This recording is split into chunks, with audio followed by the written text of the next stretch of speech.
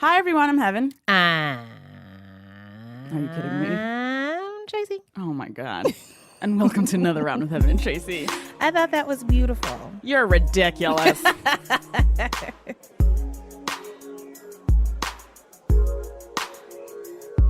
What up, Heben? How are you? I'm chilling. Yeah, me too. What are we doing on the show today, Trace? So it's Body Week at BuzzFeed. And during Body Week, we think about and talk about and write about bodies, what it's like to have one, what happens when you have one, all that stuff. And we do it all across the website. Mm-hmm. So we thought it would be very appropriate to welcome to the show Padma Lakshmi, who, yes, you probably know from Top Chef. Mm-hmm. She's got a new book out. It's called Love, Loss, and What We Ain't. And that book talks a lot about like women's bodies and how we treat them and how we talk about them. Word. Padma also focuses specifically on endometriosis and how we think about women's pain, how it's diagnosed, how it's not treated. So I'm really excited to get into that. Me too, because I think that most conversations about bodies seems to focus on like body image and what's going on the outside of your body. But yeah, the inside of your body is also a battleground. There's a lot going on there. So we hope you enjoyed that conversation. And if you want to learn more about Body Positivity Week at BuzzFeed, go to BuzzFeed.com/bodypositivity, all one word. Also, we asked y'all a while ago for your street harassment stories.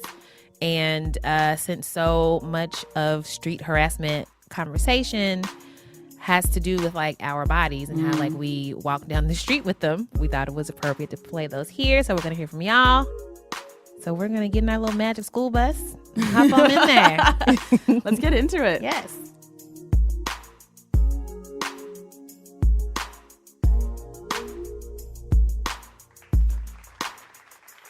So we are very excited today to have Padma Lakshmi in the studio. She's the host of Top Chef, the author of several cookbooks. She's modeled, acted. She's the co-founder of the Endometriosis Foundation of America, which we'll get into. And she wrote about all these things in her new memoir, Love, Loss, and What We Ate. So thank you so much for taking your time to talk with us. Thank you. I'm happy to be here. Welcome, welcome. I don't read a lot, which I am embarrassed to say. At least like, you're honest. Yeah. Like at some point, like I just lost the ability to like sit for the amount of time required to read a book. That said, I was trying to figure out like memoirs in general, celebrity memoirs in particular. Are they always this like open and truthful? They are not. I was like, oh my, okay. She's spilling all the tea and I love it. But not even just like spilling tea. You talk about relationships, sex, your body and your relationship to your body, health, and just like really frank and like honest, refreshing ways. Yeah. Thank you. I mean, I hope you don't think this is a celebrity memoir because that's what made me reconsider the genre. Yeah. That's really not what I wanted to do. And I think, I'm really thankful for all the attention that the book's gotten. But I do think that me being well known or some of the other people that I talk about in my life who are well known didn't hurt the book. It certainly got it some attention that it probably wouldn't have gotten. But at the same time, there were a lot of misconceptions about the book because what I've written doesn't really fit the genre, as you say, but obviously it's going to be pegged in that genre. And I think there were a lot of preconceived notions, like, there's people that I talk about for only 2 chapters, but but what's been written about it is like, oh, she's writing this memoir about their relationship. No, I'm not. Yeah. It's not. And because people don't really bother to open the book, but the people who have read it will see that that's certainly the case. A lot of the issues that I discuss in the book, I think all of us think about when we look in the bathroom mirror or get on the bathroom scale or in the privacy of, having a drink or a meal with a girlfriend or being on the phone with your sister. Yeah. You talk about, but I had never seen these issues spoken about openly, and I wanted to have a frank conversation. Instead of talking about your ex, Salman Rushdie, we will focus on the issues. Yes. Thank you. The rest of the book, you might say. So I read a lot of women's memoirs. So to me, it felt more in the genre of like a Nora Ephron or Vivian Gornick's like Odd Woman in the City. More about like your relationship to yourself, to your parents, to the men in your life. I feel like that's a better genre to think about the book. Thank you. In fact, Nora was a huge influence on this book and on me. She mentored me at the end of her life. And when I was going through all these bouts of insecurity or writer's block or just talking and writing in circles, which I did a lot, she would tease me. She was very helpful with good advice, with just technical writing advice. Like what? Please share. Like a lot of times she said, your job is just to sit your butt in that chair for X amount of hours a day and don't move from that and turn off your internet and just, I don't care what you write about it. It doesn't have to be good. You can throw all of it away when you wake up the next morning and you read it, but at least you'll have something there. And if you can't write, then you have to edit what you already wrote, or you have to read someone you admire. But your ass cannot leave that chair for those amount of hours. And it was very, very helpful. And she also said, like, don't think you're writing to everybody. Think about writing just to one person. Talk to one person, because you know, I know you want a lot of people to see your work or read your work or like your work, but the experience of reading is such a private one, which is what makes it so intimate and so good when the writing speaks to you. And you know, when you're on the train or when you are sitting up in your bed or wherever you like to read on a Sunday afternoon on your couch, you have to be truthful. You have to be quiet. You have to slow everything down. And the same is true for writing that book. And that really helped me because, like, you know, there were so many times when I was like, who's going to give a shit about this stuff? You know, you feel like, oh my God, like, who's going to care? Or is this interesting? And she also was very helpful there. She said, your job is not to judge your writing or to judge what you're writing about or whom you're writing about. Your job is to bear witness for the reader about your life. And if you can just describe without being judgmental, regardless of what you're writing about, it will be worth reading. Who was the one person you were writing to when you wrote your book? I wrote to my best friend, Kristen. I write all my books and articles to her. She published and edited both my cookbooks. She was the maid of honor at my wedding, and I've known her since, for almost 20 years. Wow, what a beautiful friendship.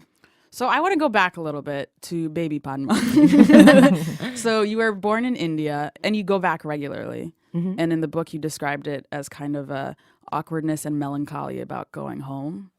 What do you mean by that? Well, I was 4 years old when I first came to this country. I came to New York City, literally flew from New Delhi to New York by myself as an unaccompanied minor. Oh my God, me too. You're really from where? From where? Well, I had my sister, but I was 5 and I moved to America from Ethiopia. Okay, yeah, so almost just as far. Yeah, and me and my sister were like, is no one gonna, we're just children, what's happening? You could never do that today. Yeah, you cannot. Wow, It was just like a really old. nice stewardess who watched over us. Yeah, pretty much. But I came here and I always felt like I had one foot in the East in India or Indian culture and one foot in the West. And, you know, within the confines of our little apartment or our home or whatever, we are very Indian still. But it was something like when you left that threshold of your house and you went to school, all of a sudden you became an American kid, but not wholly. You know, I still had this funky name, which frankly is very easy to pronounce now. But, you know, when I was a kid, it wasn't. And so my mother, who was a single mom here in the city, also sent me back the week after school finished every June for 3 months out of the year. And so I still maintained very much the language and the culture and also a good, close relationship to the rest of my family in South India, in Madras, which is now called Chennai. And my grandparents had other grandchildren living with them and my mother's siblings and their wives living with them. So it was like 8 or 10 people in a 2-bedroom apartment. Yeah, I'm familiar. Yeah. So I think that also was so in stark contrast to my existence as a latchkey kid here in New York that I benefited from that in numerous ways that I didn't really appreciate until I was older. I write about being a brown girl in a white world because I think a lot of us feel that way. You know, there are more brown people in the world than there are white. Yes. Way more. But way outnumber everyone. Yeah, but, you know, and I think probably when we were grandmothers, we may be having a very different conversation. You know, you may, whoever is going to sit in your chair 50, 60 years from now may have someone being like, I just felt like I didn't see any white people. You know? Yes. My childhood is incredibly important to me. I don't think I could do what I do in my writing or on Top Chef if I didn't have this very specific bifurcated existence, because it allowed me to meld the best and worst, I guess, of two cultures. Yeah, you say in the book you thought a lot about your American self and your Indian self coming to peace. What was that process like? I mean, it was a very slow and arduous one, but I can imagine. it was actually, it happened in my office. It happened when I was an adult and I finally had a little bit of power to decide what the office culture was going to be like in my office. And so I brought in some priests and we blessed the office. I mean, I'm not even particularly religious. I mean, I'm secular and I'm Hindu, but it was more the ritual of it. Yeah. I always tell young women, the money is great. You should try and do well for yourself in your career so you can buy yourself things and give yourself financial security. But it's not the money that's important. It's the power that money gives you. And that, for me, was an important place to arrive at. When I could tell my employees that, no, I understood that they couldn't come to work because they had their period, because I have endo too. Or, you know, we're going to do things a little bit differently in this office. Or bring in elements of my culture that were important to me because they were who I am. And so much of my creativity and what I do for a living has to do with who I am. You talk a lot about the kitchen in your childhood. What was that space like for you? My grandmother cooked on a 2-burner stove, and it just had one tiny window. If you look on my Instagram account, which is just at Padma Lakshmi, and you scroll down, you will see a picture of me in a blue sari with a black blouse cooking, and that is the kitchen I describe. It is not pretty, but it was beautiful to me. Oh my goodness. Because on that marble floor, we peeled all the potatoes, chopped all the mango, grated all the coconut, exchanged all the family history, made all of the household decisions, talked about, you know, who they preferred to marry my uncle and why, you know, they shouldn't say it because then that would make my uncle go the other way. Or, you know, All the auntie tea. yeah, exactly. All those things. And so to me, it was hard. It was so natural that I associated food and femininity. They were so intertwined together that I never separated them. And there were these big cement shelves and they're really tall. And I would kind of climb up one by one, and they would have to keep moving these pickle jars ever higher and higher and higher. Because, you know, I was young, and so you don't want a 6-year-old or 7-year-old to eat a bowl of Serrano chilies, you know, or like really, really heavily spiced, greasy Indian pickles, which my stomach lining, you know, my grandmother was surprised I had any left. And she's still alive and she still talks about this today. And I climbed up on it and, you know, like a temple monkey, like literally, you know, you can't see me right now, but I'm climbing. She's doing a great. I'm miming a great memory. And on the top, I got this one jar and I had my left hand hanging there and I had my feet wedged on each shelf level, and I grabbed this glass bottle and it was slick with oil, and so it just slipped out of my hands and crashed to the floor. And because it was a, you know, tiled or marble tiled floor, it shattered, and there was just chilies and yellow turmeric oil everywhere, and glass, and you know, the metal lid was still clanging, you know, like it's like taking the longest time to stop, like, you know, that like You're not done yet. Yeah. And I'm just hanging there terrified because I can't jump down because I'll literally be jumping down barefoot on glass. And how long am I going to, well, the oil, yeah. I mean, how long am I going to hang there? And I just didn't know what the heck to do. I thought they were going to skin me alive. You know? And then, you know, luckily my Aunt Neela, who is more like a sister, and I talk about her extensively in the book, she came and she rescued me and she kind of moved everything. She just got some newspaper and wiped everything to the side and at least rescued me, and then told me to go away and never come back into the kitchen, which kind of worked for the next 2 days. And then I was kind of sheepishly, you know, scurrying 2 around. days. Yeah. I love that you describe cooking as being so deeply intertwined with your femininity. And I also love the discussion of femininity in your book.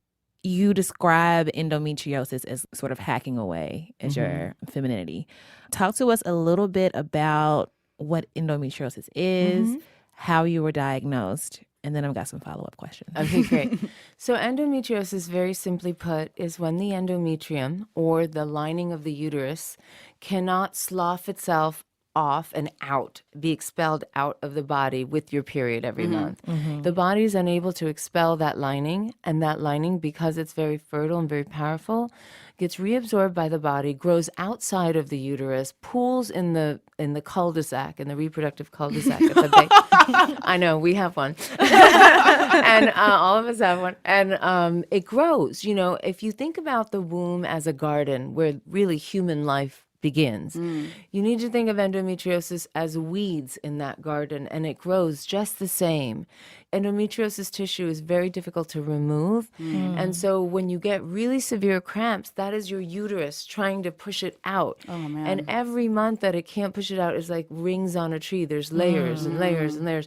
So it becomes even more painful.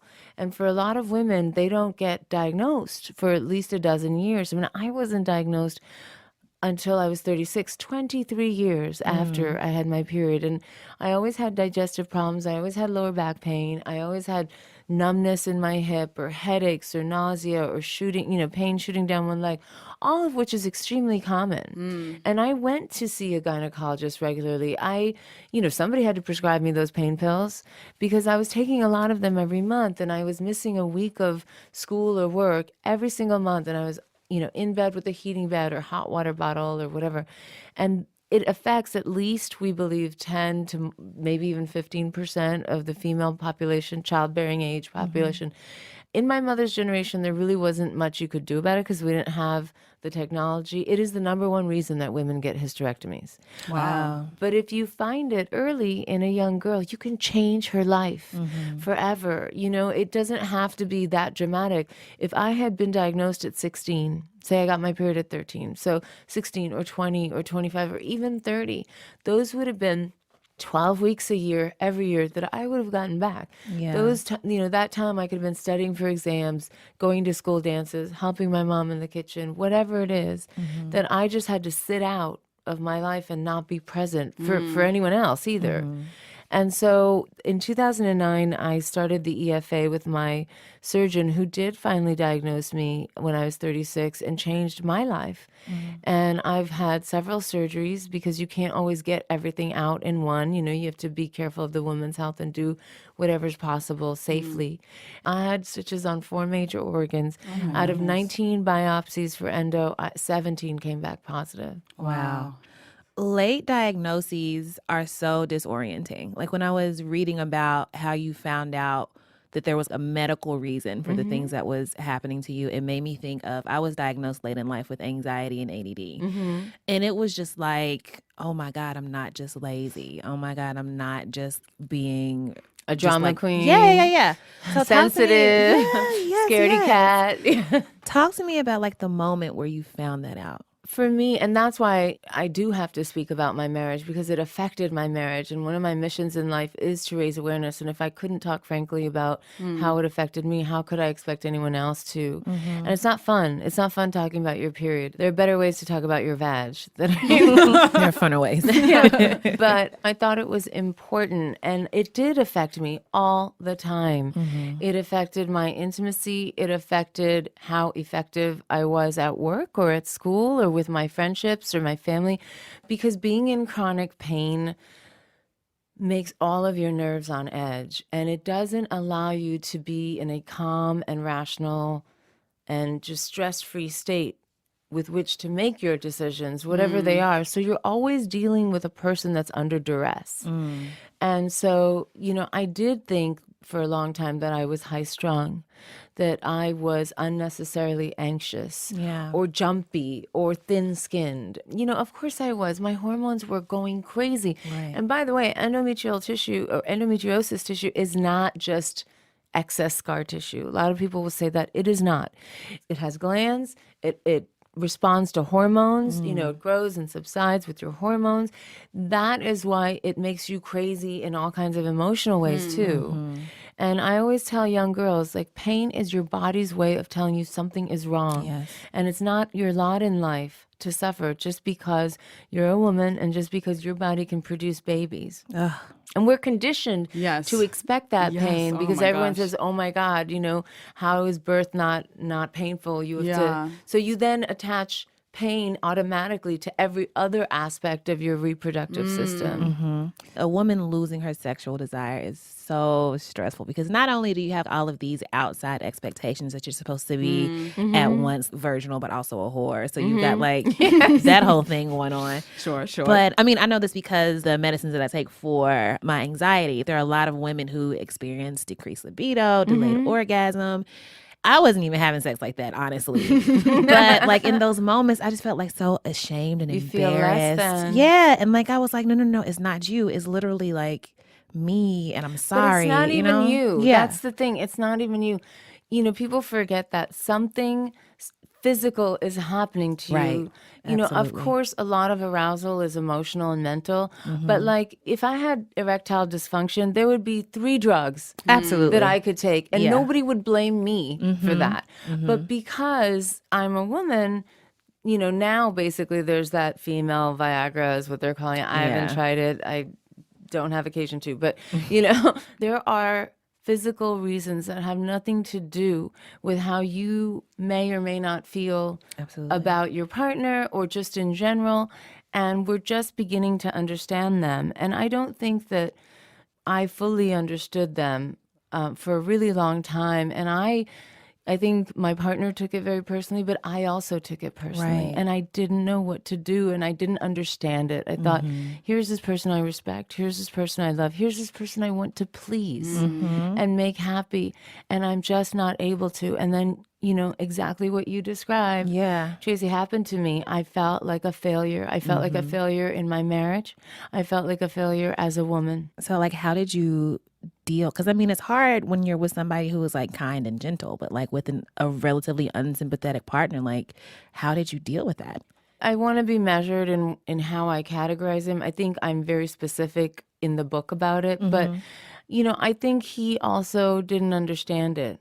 And I talk about in the book how I even had my doctor call him because once I found out, I wanted somebody who was kind of outside and had no emotional stake. It's just like a neutral party to explain it. And I think by the time we understood it, it was sort of it was too little, too late, And so I think he's also of a different generation. I can't speak for him and I'm not going to, but I did feel very alone. In my healing, in my discovery of what was wrong. Endometriosis is something that happened to me, but it also happened to him. Yeah. And I don't think he saw it that way. And I think perhaps if it had been something that we acknowledged was happening to our marriage as well, maybe we would have dealt with it differently. I've been thinking a lot about how we don't take women's pain seriously, both in terms of like it's a presence in your marriage, you need to acknowledge it, husband, but also medically, research-wise, like men are the standard and women's issues are never considered public health issues. What's going on the research end of like how do we get people to think about this? Well, it's really hard. Thank you for asking that. I mean, I last month went to DC to speak to lawmakers on both sides of the aisle. This is not a political issue. And I was trying to tell them, like, if you vote for this, it's just a win. There's no doubt. No one's going to be like, oh, you suck, You want to get women treated, How dare you? So there's no downside. And, we don't have a lot of money allocated to endo, which is the truth. And I think endometriosis is, in today's culture, what breast cancer was in the 70s. We always think of Betty Ford and all of the things that she's done for substance abuse, which are very significant, of course. But she was also very instrumental because she was incredibly open about her struggle with breast cancer. And that started the wheels turning for a time like today, where now we just get mammograms as pro forma, like at a certain age, and we get checked, and everyone from Angelina Jolie decides to write about, having her breast removed or whatever. And so I think endometriosis is going through that now. Not only is it the number one reason women get hysterectomies, it's one of the leading causes of infertility. And many women in our generation, in their 30s and 40s, are delaying motherhood. And if you've never explored your fertility until you're ready to have a child, it may be too late. Like, life is long and we can do a whole bunch of stuff. And it's not like you need to have yourself figured out by the time you're 30. But if you can afford it, I recommend everyone freeze their eggs. Not fertilize them, just freeze them for yourself. So it gives you insurance. It's not cheap, but it is, better than anything else you could spend your money on. It just buys you a little time. So you said in the book of your pregnancy that your body had a higher purpose. That purpose being pregnancy. How did your relationship with food change and evolve once you got pregnant? It didn't change, actually. It really didn't. I've always been lucky. Because I associate food and femininity, the preparing of it, the eating, I always had a good relationship with food. But when I got pregnant, I just tried to eat very healthy. And I was pretty much eating like that anyway. I just cut out anything that was processed. I wasn't one of those women, like some of my colleagues, who lost the weight right when they gave, obviously all the weight was in their afterbirth because, within 8 days they were, modeling swimsuits or whatever. I wasn't like that. I gained 45 pounds. It took me 13 months to lose the weight and just get back to where I was. But that was okay. Like at first I was worried about it. Like I actually gained the weight of my baby 2 weeks after she was born. So, I hadn't lost any weight. And I was told that nursing would also help you lose weight. And it does, but it takes a while for your body to catch up. I just decided that I wasn't going to be worried about my weight. I decided it didn't matter because my body was about feeding Krishna.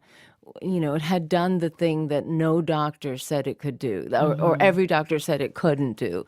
I had such advanced endometriosis that in the process of all those surgeries, I had half of my left ovary removed, and I had my right fallopian tube taken out. So it's pretty much like tinfoil and rabbit ears down there. Oh my gosh. Holding everything together. But, it had done the unbelievable. It had produced this beautiful child, and I was ready to kiss the sky. I was so happy that happened. I didn't care if I grew a horn on my head. I was just really supremely thankful. But, I'm vain and I'm on TV and there were ads for Top Chef on the sides of buses, so I'm not impervious to feeling insecure about my body, of course. But I just decided, like, after so much of my life had been focused on what I look like or being a model or being on TV, I just decided that at that point in my career, like, it should really be about my knowledge and my talent and about doing everything that's healthy for this child and for me. And that was the single most important thing I did. I absolutely have to ask you about eating your placenta. Yes. Why and how are my two main questions. Perfectly valid question. Okay, let's do the why. There's not a lot of research on it, so I don't want to sit here and pontificate and be like, everybody go out and, So it's not right for everybody. And it took me a while to get used to the idea. I am very lucky to have a naturopath and acupuncturist who has been with me and in my life for like 15 years. So I trusted her. I was really afraid because of the other things that were going on in my life and because I was bedridden the last trimester of my pregnancy that I would suffer from postpartum depression. And when you're pregnant, all your life force goes to your belly, all the nutrition, everything, every bone and fiber of your body is focused on giving everything to that child as it should be.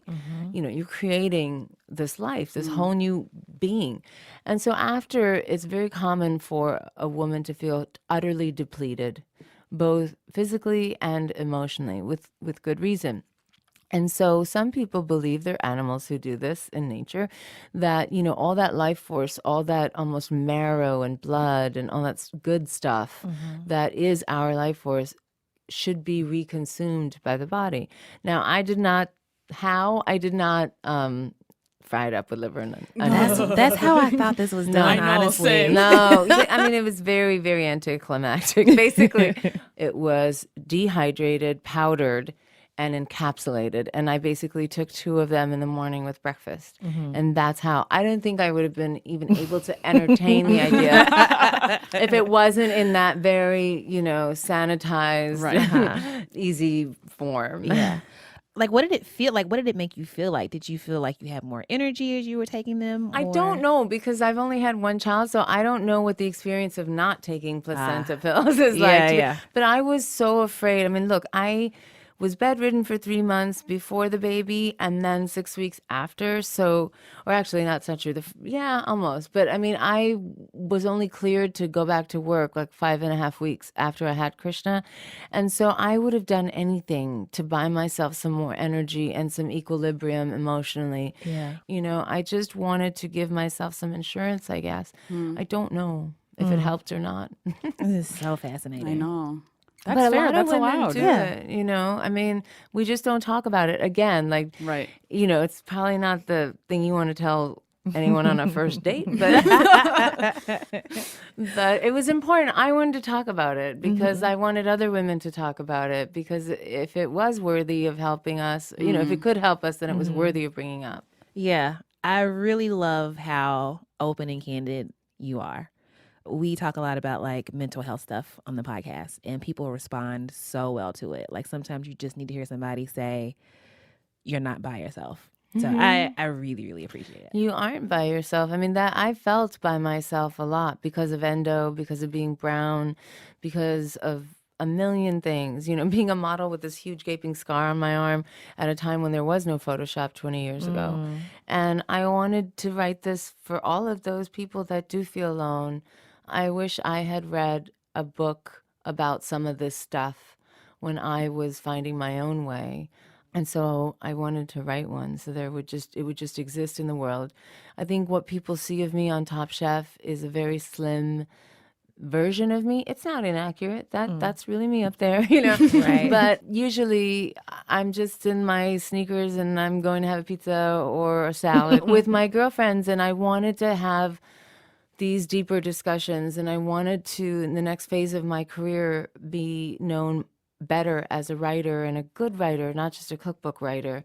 And so it was a personal challenge to myself, this book. And there was really no room in a cookbook or in my work on Top Chef to talk about some of these more serious issues that I believe affect all of us. Absolutely. Imagine being on Top Chef and be like, so, endometriosis.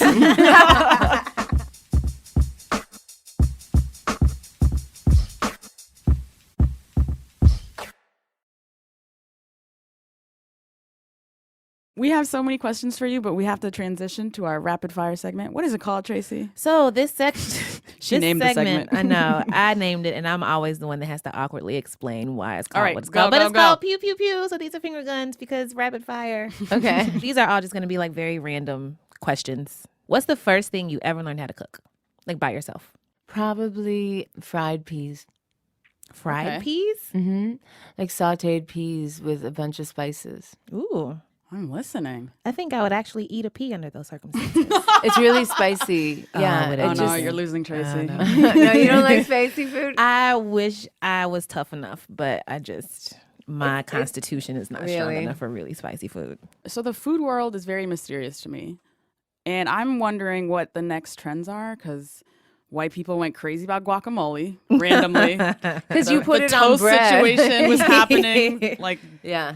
Yeah, toast is having a moment. I don't know. There are toast stores, toast restaurants. It's really funny. Actually, one of the first things, not to rescind my answer, but one of the other first things I made was chili cheese toast. Ooh. But this was oh my like- God, I saw that recipe and Yeah. it looks so It is good. good and it's easy. And Yes, you can it make it looks with a simple. mild pepper if you don't want it to be so spicy. Yes, I will have to. I don't know. That was in the 70s and no one else was doing it. It's just I don't know why toast is having such a moment. There was a whole Portlandia sketch about, all right, the guy who did Brussels sprouts' PR is doing well. What can we do for celery? Yeah, How do we sell totally. celery? I know. I feel like it's such a whim. Brussels sprouts did have a moment. They did have a moment. Yeah. Celery also, I would like celery to have a moment because celery is really good for you. It's really got enjoy psyllium celery. husk, and if you're having trouble going to the bathroom, celery is your friend. I'm gonna go buy noted. celery. as soon Sorry, as I leave here. I just took this way down. No. This is useful. This is the important information that we like to give to our listeners. Okay. What's your favorite type of mango? Mangoes are heaven's favorite everything. Yes. Oh, I actually like a green sour mango, which is Ooh. smaller, and you can buy them in Queens at Patel Brothers or any Indian market. Yeah. And they're supposed to be sour, and we chop them up and we make a curry out of them. And so if you like tart or sour things, green mangoes.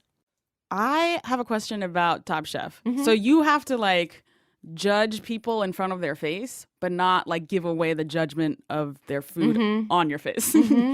And you say you had to develop what you call an inscrutable facial expression. It's just blankness. How do you do it? How do you Right. do it? How do I train to do I this? do not have a poker face at all. It's hard. You know, the funny thing is neither do I. I suck at poker. But I think, empathy.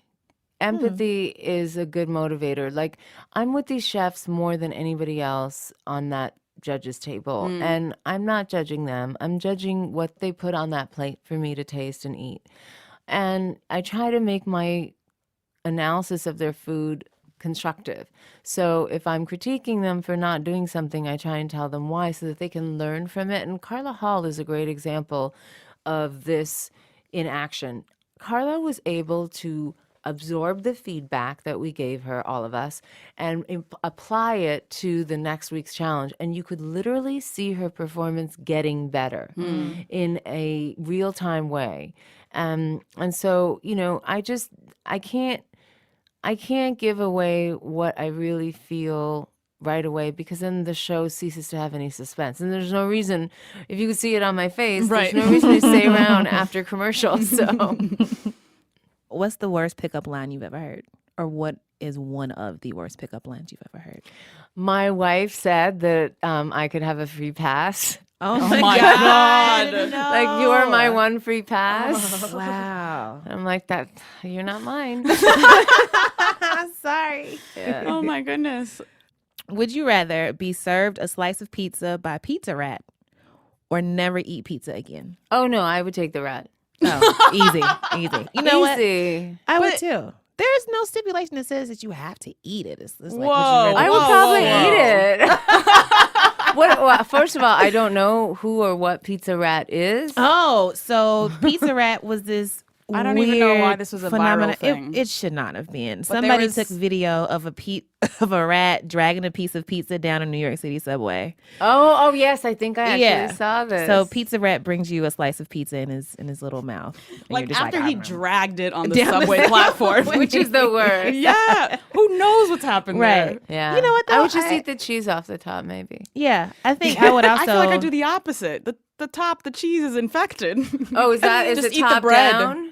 Oh, I guess it was flipped both ways. I don't know. I did see it. I mean, listen, I'd have to be very hungry, but pizza is, I'm a New York City kid. I remember I went to PS 158 on the Upper East Side, and there was a pizza parlor right across the street, and for 75 cents, you could get a slice. And for 25 cents, you could get a can of, 7-Up or Sprite Oh or my whatever. gosh, And I wasn't allowed to have black soda. That's how we could only have, like, clear soda. This is better for you. And I don't know, my mother knew something then that the rest of society took a few years to catch on to, I guess. And I was only allowed to have soda when I had pizza. But I would often have that for lunch instead of Yeah, doing what $1 meal? What? Yeah. Right. Instead of doing what my mother wanted me to do, which was go home for lunch and eat the leftovers from last night's dinner. Right. I would also eat a pizza from Pizza Rat versus giving it up forever. Yeah, I think I would too. Sometimes you just got to take your losses. Life is long. I want pizza in my life. I want pizza right now. Thank you so much for stopping by. Thanks, ladies. Such a joy. Yeah, where can people follow you and your work, and where can they find out about the organizations you started? Sure. The organization is called the Endometriosis Foundation of America. Our website is endofound, endofound.org. You can follow me at Padma Lakshmi on my Instagram and Twitter. And I just started doing Snapchat, although Okay. I can't tell you that it's very entertaining yet. I'm trying. I'm really trying. And me too. It's a struggle. That handle is called the Padma Lakshmi because somebody has my name, and I'm sure that one is more entertaining than mine. Oh yeah, and you can get the memoir everywhere, Barnes and Noble or Amazon or wherever. Everywhere bookstores still exist. Yes, and that's online. right. And actually support your local bookstores, please. It's available at all the local bookstores like McNally Jackson or Kitchen Arts and Letters, and I really love independent bookstores. So if you're looking for love, loss, and what we ate, go to your store. All right, let's Thank get you some so pizza. much. Yeah, let's do it. The other day, I was walking to the train, and I realized I left my headphones at home. Oh no! And I was like, "Oh my God!" And so I tweeted, "Question: would you rather lick a public toilet or be a woman walking down the street and taking public transportation without your headphones?" So many women were like, "I'd rather lick a toilet." Say all that to say it's still really hard to be a woman and walk down the street and just these exist days. publicly. Yeah, and I don't want people to forget that, like, even that base thing is so hard for women. And I think that a lot of people, men especially, don't understand how pervasive it is. So a while ago, we solicited your most ridiculous street harassment stories, like things you've experienced when you're just walking down the street, minding your damn business. Unfortunately, like, we have thousands of these stories, so we got a lot of responses, and here is some of them.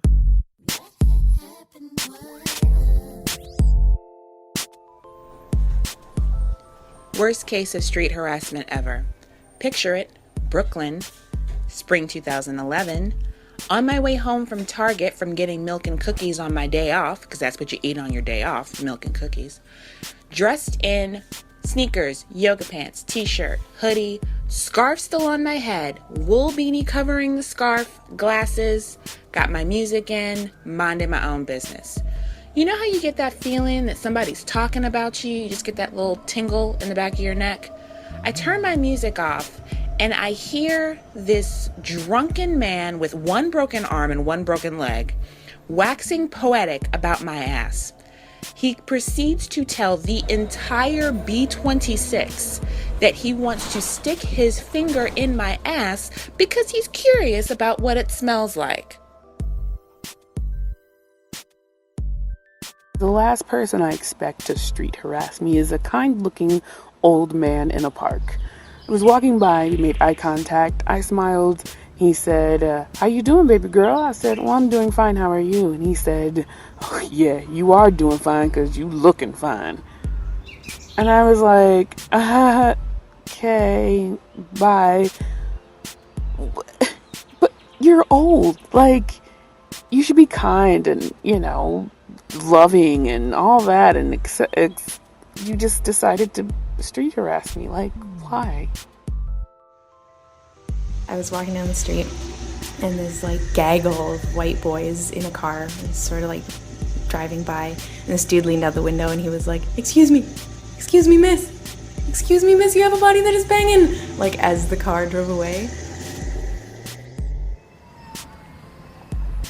I'm a black trans girl living in the UK, living in London, and one spring day I was just like walking down the street, I bought a new biker jacket, it looks so cute, and I was standing by crossing lights, and then a guy slowly just walks up to me and says, I want to rape you and then murder you.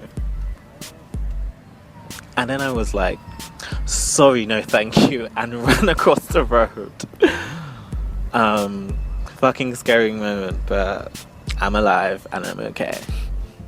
Midday, middle of the week, and I get to a street corner and this older white guy, maybe about 45, pulls up next to me in his moped, polo shirt, sunglasses, moped on the sidewalk, and he looks at me, and I'm half Mexican, half Filipino, and I look pretty Latina, and he looks at me up and down in a leering manner and then goes, "Si se puede," and then drives off as if "si se puede" was some kind of come on to me.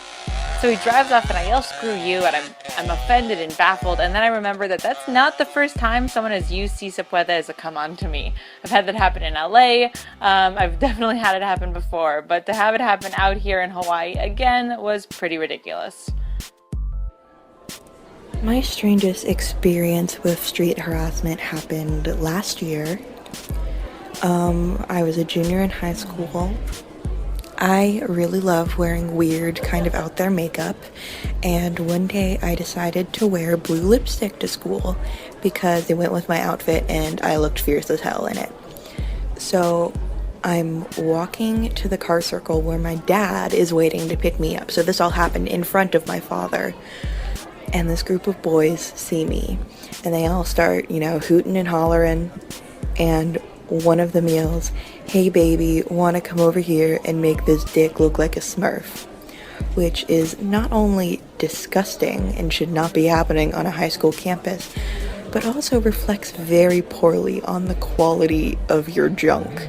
So that just goes to show that there is no logic behind street harassment. It is just to make women feel unsafe, especially 16-year-old girls who like putting weird colors on their face. When I was about 16 or 17 years old, I was walking down the street in New York City. It was St. Patrick's Day. There were a lot of drunk people all around me. And one guy kind of loomed up in front of me, leering at me, and started saying, "Chocolate ice cream, chocolate ice cream." And I thought, really? Usually when you're trying to compliment someone, you tell them they're hot, not cold. Crazy. Thank you to everybody who called in. We're so sorry that you have stories like this to even share, but we're happy that you shared them with us. Yeah. Everybody be better.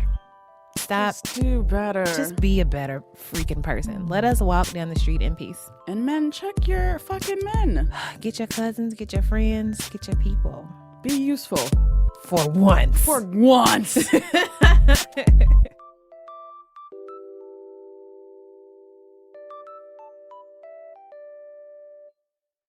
It's time to buy some rounds. Baby, come through. You deserve rounds tonight. Welcome, ladies and gentlemen, to this hour of Smooth Jams, Rounds Edition. Tracy, who are you buying a round for?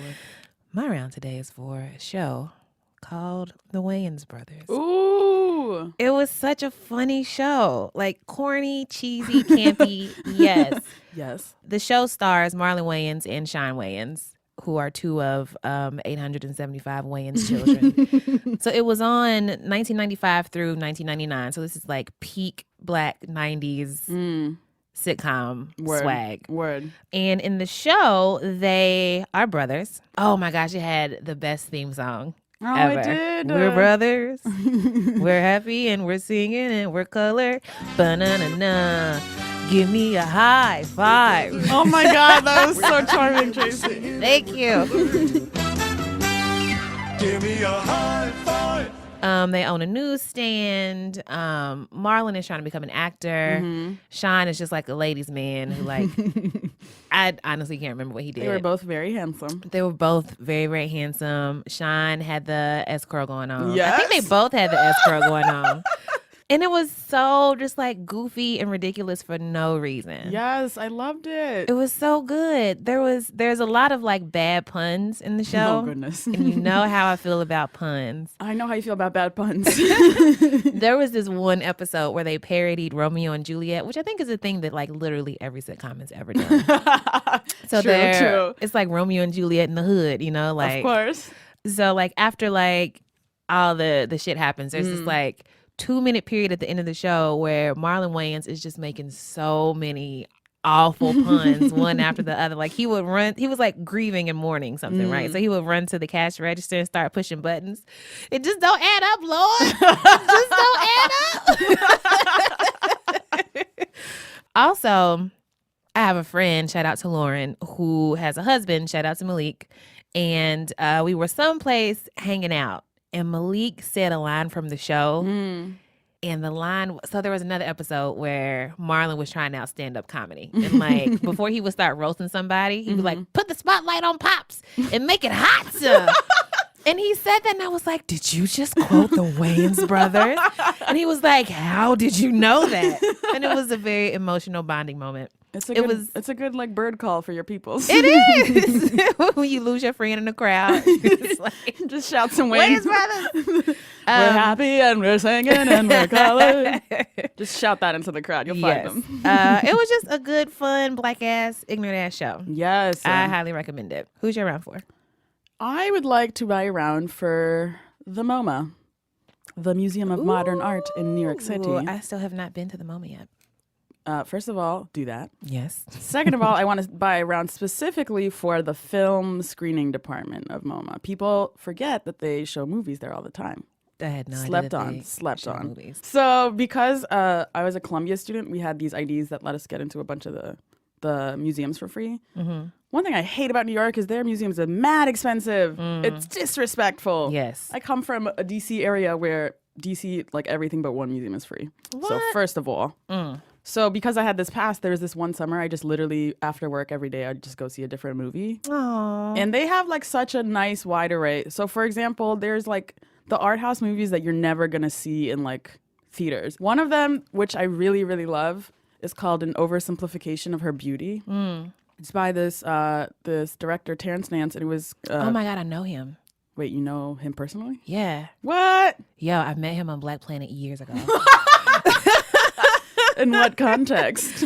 We were both I was in college, so I was in Lexington. That's like the height of my Black Planet days. Word. And he was somewhere like Indiana or somewhere else in Kentucky, and like we've never like met or anything. We would just like send messages back and forth, and somehow I ended up on his listserv. So like when he was like raising money for the film and like having like little screeners, I was like, oh, look at him doing stuff. Word. So the movie was executive produced by Jay-Z, Dream Hampton, Wyatt Cenac. What? So I was like, it's wild that I cannot see this movie despite how big the names are behind it. Mm-hmm. So I was just glad that like the MoMA had a screening of it. So that's like one genre of movie that they'll play. Like movies that are like pretty critically acclaimed but just don't have distribution. Right. But the others are like, I don't really like classic movies. Anything before like the 80s, honestly. I'm like, bless your heart. Bless your heart. But once in a while I will go see one and it's usually playing at the MoMA. Uh-huh. In general, they have like a good mashup of like older classic movies, contemporary like European, African, North African movies. Like you're never gonna see that in a just a regular theater. Right. Highly recommend it. All right. I'm gonna go there one day. And movies are like $12 instead of $17. Which is still crazy. Yeah, I know. New York, my God. So shout out to the MoMA.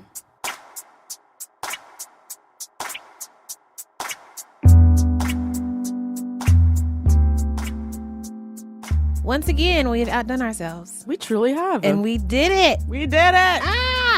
Thank you so much to Padma Lakshmi. This was a fantastic interview. Word, I've learned so much. I can't wait to listen to it again and learn even more. Shout out to the Pod Squad. Pod Squad. You got Hey. Okay, all right, close enough. This episode was produced by Eleanor Kagan and Antonia Cerejito with editorial oversight from Jenna Weiss-Berman and production help from Julia Furlan and Meg Kramer. Thanks to Paul Ruest at Argo Studios. Thanks to our musician friends who gave us wonderful, wonderful music. Miss Jean Gray. You can follow her on Twitter at Jean Greasy and Don Will of the rap group Tanya Morgan, which sounds like an R&B singer, but it isn't. You can follow him at DONWILL. It sounds like the Women Crush Wednesday of the 90s or something. Introducing Tanya Morgan. Thank you to Heben. Shout out to Tracy. We keep doing it. We keep being great. We're so great. We should take a vacation from being great. Listen. Just be trash for a day. Follow Tracy and her trash at Brokey McPoverty. And follow Heben and her trash at Heben Rants. Heben likes the place. Heben like the place in the sky. And Rants, which like the thing that people keep permitting Donald Trump to do. Oh my God. You know? Yo, our newsletter is bomb.com. I would agree with that assessment. You know, when we're working on the newsletter during the week, I don't click on any of anybody else's links so that I can get it on Friday. Yes, I enjoyed and, so really much. digest it. It's so good. I wish I could just watch myself rap, you know? Yeah. Wish you could Kanye just be moment. in your own concert. Yes. I understand. If you're like, what are they talking about? I want some of this awesomeness.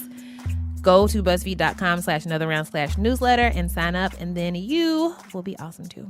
Also, check out our other podcasts at BuzzFeed, like Internet Explorer, The Tell Show, and our newest politics show, No One Knows Anything. Nobody knows nothing about anything. Hit us on the buzz. Hey. On Twitter and Facebook at Another Round. Email us anotherround@buzzfeed.com and rate us on iTunes. Leave a little nice review. Drink some water, take your meds, call your mom, dad, person.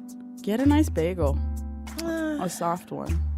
Wow. Okay. We're leaving on that note. Okay, that's fair. Thanks, y'all. Bye. Bye.